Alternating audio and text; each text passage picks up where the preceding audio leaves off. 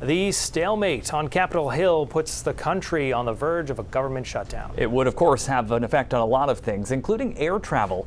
And many have bad memories the impact a partial shutdown had nearly 5 years ago. Jerry Carnes has more. Travelers on the move.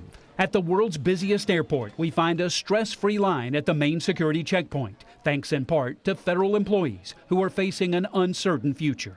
The threat of a government shutdown has airline passengers facing the same uncertainty. There's always a concern with, security checkpoints. Is it going to make the lines longer? Do I need to get here 4 hours early instead of 3 hours early? Travelers like Jake Smith still remember the logjam at security checkpoints during a 35-day partial government shutdown that began nearly 5 years ago.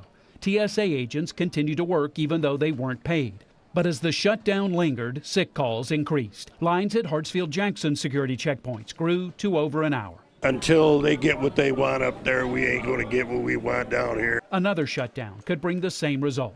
Absenteeism can go up. If air traffic controllers are not showing up to work either, that can again cause delays. Travel expert Laurie Garrow of Georgia Tech says it all depends on how long a shutdown might last. There's a chance the impact could linger into this year's holiday travel season. FAA, for instance, has hired more than 1,500 new air traffic controllers this year. They need training, right, in order to be able to get on the job.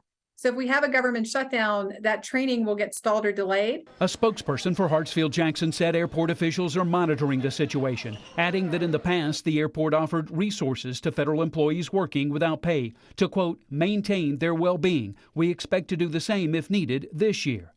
A shutdown could impact demand for travel. A U.S. Travel Association poll found that 60% of Americans would avoid or cancel their travel plans if there's a shutdown.